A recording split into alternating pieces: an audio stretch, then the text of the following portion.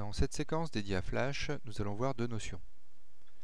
Une interpolation de mouvement utilisant un guide et la fonction de masque.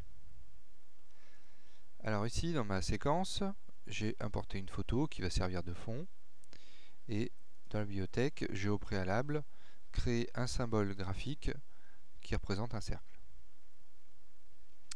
Je vais aller dans Insertion et créer un nouveau symbole et je vais l'appeler cercle guidé. Donc ici, là, c'est important de prendre un symbole clip, vous verrez par la suite, puisque ce symbole-là, nous allons l'insérer dans la séquence et de façon à ce que son animation soit autonome. Je valide. Alors ici, je suis dans cercle guidé. Le calque 1, je vais le renommer cercle. Ici, je vais placer mon symbole graphique dans la scène.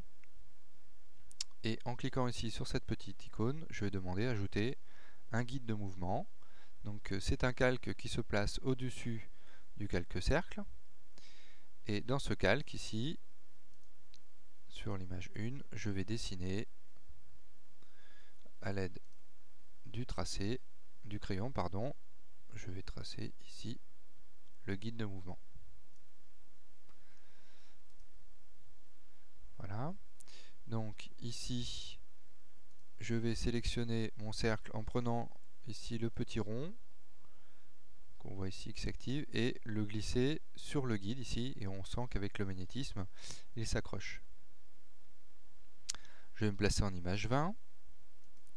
Et ici pour le cercle, je vais appuyer sur la touche F6 de façon à insérer une image clé.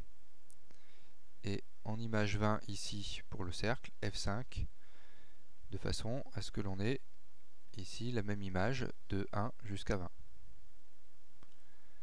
Alors je vais me placer en image 20 sur le calque cercle et placer le cercle ici à la fin de mon guide. Je reviens en image 1 et je crée ici une interpolation de mouvement. Et pour être sûr que mon symbole s'accroche bien, ici nous allons cocher la petite case accrocher. Alors vérifions ici, nous voyons bien que la boule ici suit le guide. Donc là je suis dans mon symbole cercle guidé et j'ai créé une interpolation de mouvement qui suit un guide précis. Maintenant je vais revenir sur la séquence, ici, je vais rajouter un calque que je vais nommer masque. Voilà. Et sur ce calque masque, je vais placer le symbole que je viens de créer, cercle guidé.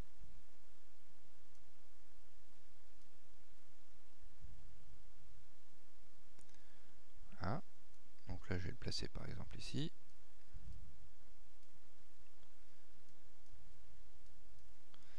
Voilà. Et pour activer cette fonction de masque, ici je vais cliquer deux fois. Alors il y a plusieurs façons, on peut faire un clic droit ou contrôle-clic ou pomme-clic si vous êtes sur Mac et demander masque. Et on voit ici que le masque s'applique sur la photo. Donc en fait, la photo ne sera affichée que là où il y a de la matière dans le calque masque, donc là où il y aura le cercle. Et comme le cercle se déplace sur un guide, nous allons voir l'effet que cela produit. Alors ici nous voyons l'effet puisque là ici les calques sont verrouillés automatiquement. Si vous déverrouillez un des calques, vous ne voyez plus le masque, mais il sera actif lors de l'exportation.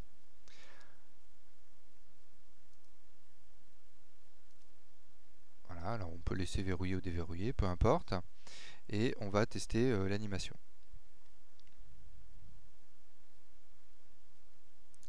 Alors je fais CTRL Entrée pour tester l'animation. Et nous voyons ici le masque qui s'active et qui suit le guide.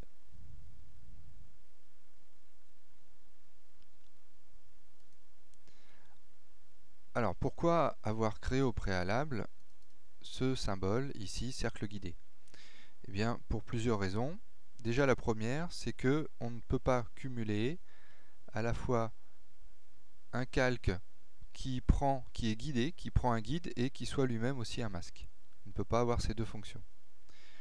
Donc vous êtes obligé de scinder en faisant un symbole qui sert d'interpolation de mouvement guidé et de le placer dans la séquence pour activer le masque.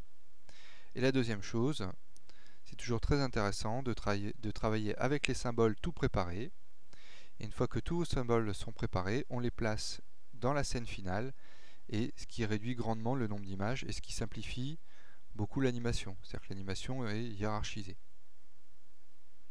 Lorsqu'on fait une animation plus élaborée, en fait, dans les séquences, vous n'avez que 2 ou 3 images et tout est préparé dans les symboles.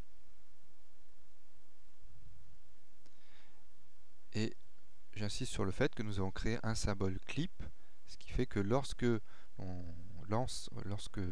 l'animation démarre, le clip est autonome et indépendant du train de lecture de l'animation. Donc il s'anime en boucle. Alors la boucle, on peut l'arrêter, mais il s'anime en boucle comme ça automatiquement. Voilà, fin de cette séquence.